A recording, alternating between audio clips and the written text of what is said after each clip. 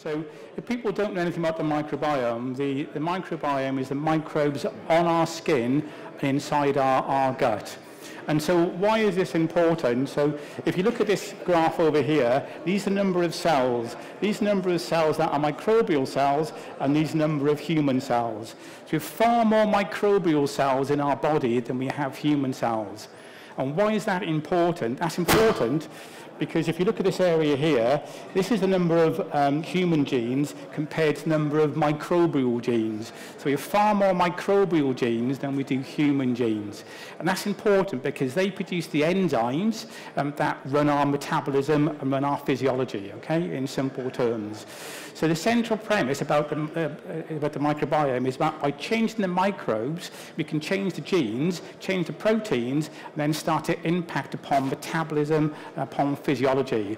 And so for the last 5 years or so, there's been some really good science, and the number of publications have increased rapidly over the last couple of years on both things like diabetes, weight management, cardiovascular risk, cancer, autism, Parkinson's, some really exciting stuff taking place. I won't cover all of that, but just wanted to get you a sense of what's happening in the microbiome field. This is just some examples of news, both for the microbiome and for OptiBiotix. Starting from the left-hand side, the World Economic Forum described the microbiome as one of the top 10 world emerging technologies. So it really is an emerging technology. And then back in 2016, it was at the end of 2016 in December, all the leading clinicians in the world got together and they described the microbiome as the healthcare's most promising and lucrative frontier. It's seen as the next generation of healthcare. So whatever you do when you look around this, this investor show, when you go away, think about the microbiome and look it up, because it really is an exciting field. And whether you invest in OptiBiotix or not, I'd suggest you look at the microbiome seriously as an investment, because we're all, you know, the population's getting older, we're going to have more healthcare diseases, you have to work more about preventing and treating these diseases using other approaches, and this is one of those approaches that will really be part of the future. So if you want to invest in the future of healthcare, this is an opportunity here. And the little graphs down the, or graphics down the bottom left-hand side, where you've got a fat man and a thin man, that just shows you, and this is some science which has been emerging over the last few years, that the microbiome in a thin person and a fat person is very different. And so the question is, can you take the microbes from a thin person into a fat person and make that person thin? And the evidence suggests you can. Lots of work in animals, some really good studies in humans over the last few years. And that's the approach we're taking, and some of our products contain some of these components that will change the microbiome. The graph in the center there, the blue graph, is the amount of investment in the microbiome by VCs. Lots of investment has gone in, and that's doubled in the last 12 months, so really, really increasing. And you can see the growth rate, the compound annual growth rate by market to market, suggesting the growth rate over the forthcoming years in the forecast period will be around about 22.3%. Massive growth rate. It is coming from a low base, but it is a massive growth rate. And the microbiome is described by many business journals as the new trillion-dollar opportunity. So a big space growing quickly, and they're going to be really big in the future. That's the area you want to be involved in. On the right-hand side is a number of newspaper articles. I could have put 40 up there, quite frankly. We're off in the Times. We're on the front page of the Telegraph. I've done a Channel 4 interview last week, and I've got another one in a couple of weeks' time. So it's really starting to attract all the media. Now, you look on the panorama horizon, they'll always mention the microbiome in some way. They may call it gut health, but it's the microbiome. That was you rather than me. Okay, can you hear me now? Can everyone hear me? That was all just to wake you up, okay? Thank you for that. That was very, very good of you. And just the bottom right-hand side here, okay, just by the number 3, that was an article in the Times 2 weeks or so ago where we created a fibre that's sweet. And that's created an awful lot of interest. Can't hear us. Can you just change the volume? Thank you for that. Can you hear me better now? Okay. Okay, just very quickly then, moving to the company snapshot. I'll go through this fairly quickly because I can see from the audience many of you know the company. So founded the company in 2012, listed it in 2014, very quickly. I was the only person, Can you hear me now? Okay, I thought my wife was in the audience trying to shut me up there. Okay, so founded the company in March 2012. I founded it, listed it 2 years later on a via reversal.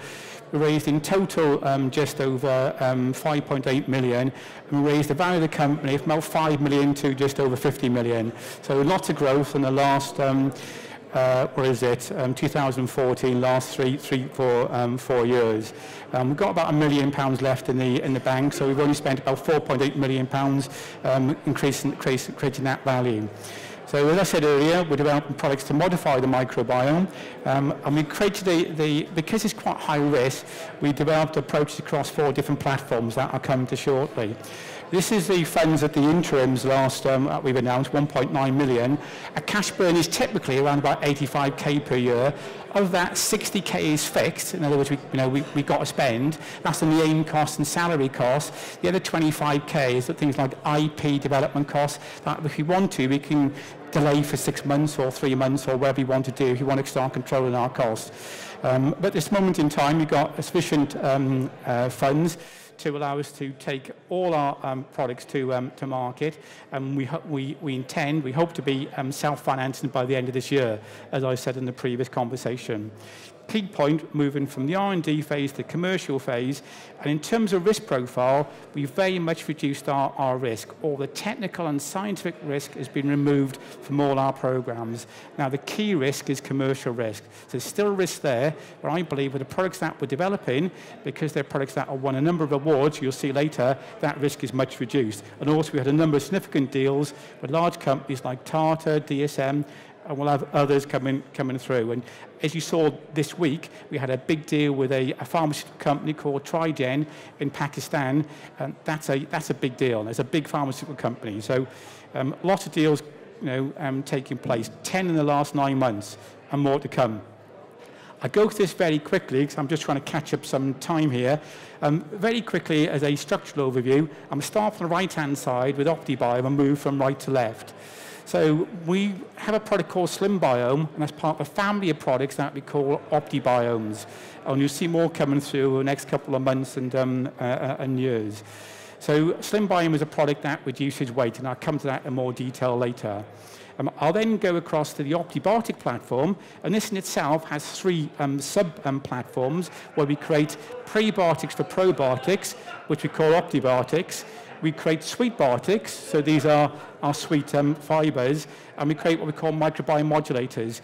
Each of those divisions there, so the OptiBiotix, sweet biotics, microbiome modulators, in my view, can be as big as OptiBiotix is now. And I'm not exaggerating that. Some of the discussions we're having with companies, these are really, really, really big opportunities. OptiScreen is our probiotic platform, and there where we've had a lot of deals over the last couple of months in particular. So the task for each, so what I've done, I've brought in people who will run each of those particular divisions. So what I've tasked each of those divisions to generate is revenues between £5 and £10 million over the next few years. If you have a £5 million revenue in this market, each of those divisions will be worth between 50 and 100 million. Okay.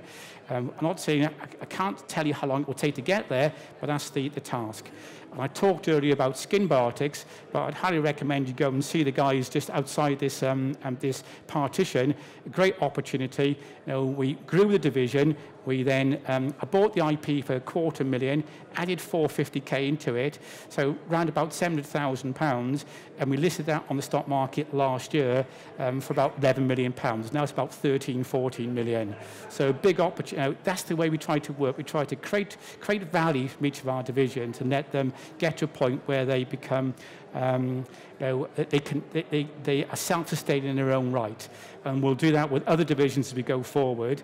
And the plan is, as they gain value, return some of that value back to shareholders via a dividend of some sort, either dividend of specie or a cash dividend. That's our plan. That's been our stated strategy for about a year and a half now. I won't go through this because I'll cut out some of this looking at the time period. But I guess the main points I want to bring out are the last couple of bullet points. What I'm trying to do is create multiple product and partner opportunities. It's not a single technology. It's not a single product opportunity. And that shares risk across a number of platforms, and it creates multiple opportunities which attract interest from lots of different companies across the ingredient sector, across the probiotic sector, across the functional ingredient sector, and that creates a lot of interest in our particular company. I'm just popping up one bullet point just in terms of value. Look at this bullet point here. So Christian Hansen, a large probiotic company manufacturer, they acquired one strain. So remember, we have a strain called LPLDL. They acquired a strain from Valio called LGG for £73 million, and that had about £9 million revenue. So you can typically get 9, 10 times multiple of revenues with these in this particular area. And as I said previous, what we're looking to do is grow the divisions with a potential for those to become separate legal entities and allow an independent exit. And the key for this is creating value among shareholders. Okay, just going to look at some of the deal pipeline. I always want to go through this, the last few slides, and it's taking a bit more time because they're new slides. So if we look at the process you go through, you have the concept, and then you go through the process of proving the science. You prove it first in the lab, then you prove it in people, in human studies, and we saw this week in the previous speaker some of the risk of human studies. We've gone past all those risks, and we've got products now that are clinically validated, okay? The next thing you have to go through is the manufacturing. So looking in the blue block, you create your manufacturing partners. So we are a company. Just remember our strategy. You've got a team of 5 people, 6 now coming up on March the 2nd. We're not going to manufacture ourselves. We're not going to sell ourselves. So we're going through partners. So you form manufacturing partners, so deals manufacturing partners. They manufacture it.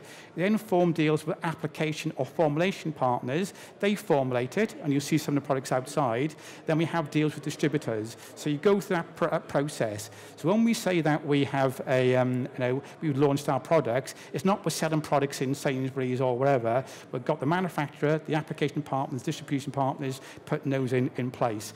And you can see the deal pipeline then and how it breaks down. So initially on the green, we have development deals. The manufacturing, that was the early 2016. As you go forward, a combination of equal manufacturing, formulation, distribution deals. And as we go further forward, you will see we will have still a couple of manufacturing deals, but we'll have more distribution and formulation deals. And so what we're trying to do, and I'll show you in a second, multiple opportunities with multiple products. This is our commercial strategy. I've told you before, it's what I call a coffee bean model, or some people might say it's the sort of Intel inside. So you can take coffee, you can sell coffee as a bean, you can sell it as a granule, you can sell coffee in a food product as tiramisu, or you can sell it in different types of coffee, in a latte, in a cappuccino, in espresso. The espresso, they want it in the Southern European markets. The lattes, they want in the American markets. But our strategy is that at each part of the value chain, we gain revenue from it. So we strike a deal with a manufacturing partner, as we've done, and we gain profit share. So typically, that's about a 40% revenue for us. Then we strike deals with the application or formulation partners, and we get a royalty from them. And then we strike a deal with distribution partners, and we get a royalty from them. So what you try to do is build up multiple royalties across the value chain. So as you go further forward, you get less a percentage royalty from retailers, but of course the actual product value is higher. With a manufacturing partner, you get a higher percentage royalty, but the value is lower. So you build up all that value as you go forward. Just very quickly, some of our products. People know about Slim Biome, put it into Go Figure, acquired a company, put it into those products, got products on the market, and we started to win a number of awards. Now, these are big awards, right? Food Matters, look it up, right? We won that award last year as the best functional ingredient. We nominated for an award at Nutri-Ingredients in Geneva in this May for the Green of the Year for weight management. Lots of things going on here. We're changing some of our manufacturing partners so we can scale up. This is a big agreement here with these guys from from the US. They produce cereal in different ways. They extrude it, and you can do puffs or flakes for the American market, and particularly for the large cereal producers like Kellogg's. We've just got a study which has just been completed at Oxford University. It hasn't published it yet, but we'll publish it at Vita Foods. And we've been able to show that Slim Biome, as well as reducing hunger, actually changes people's choice of food. So you take less fatty and sweet products. So it changes what you eat. First time it's ever been shown in a product. So I'm going to skip this fairly quickly. So these are the range of different products that we'll put Slim Biome into. We'll put it into smoothie bites. These are gums for children. We'll put it into bars, which I think many of you have bought. We're linking it with we call nestlers, so it's fruit started by yogurt. We put it in yogurt. We put it in bread. We put it in meals. We put it in some muesli pots, and some of those go to the stand outside 106, and you'll see many of these products. Some of those deals have been announced. Some haven't been announced. Okay. This is our other product, LPLDL. That's the data on the human studies. Some really good data in terms of how the product works. Big reductions of cholesterol, particularly LDL cholesterol. Again, an award. Now, LPL Probiotic of the Year for NutriIngredients, a massive award. And this, again, is some of the concepts. And come to the stand, and you'll see some of these, where we're creating multiple products, okay? So we're taking LPLDL, and we'll put it in our cappuccino, put it in our latte, put it in all different products, okay? So it's just not a single product that we're selling. We're putting a range of different products, and we just launched a new website yesterday, and we'll start putting these products on that website, so you can all buy them if you're suffering from being overweight or high blood pressure or high cholesterol, whenever others come in. Just a quick point on the probiotic market. It's worth about 40 billion, but the big market is the US market, growing about 55% per year. So we've already got some sales in the US. We can't disclose who to. They hope to launch a product containing our LPLDL in May of this year. We've got no control if that will happen or not, but it looks promising. And at that launch, we'll be able to disclose to you who that partner is and what they're launching. But that looks like a big launch. But they already bought that, tested it in human studies, and it looks like an exciting market.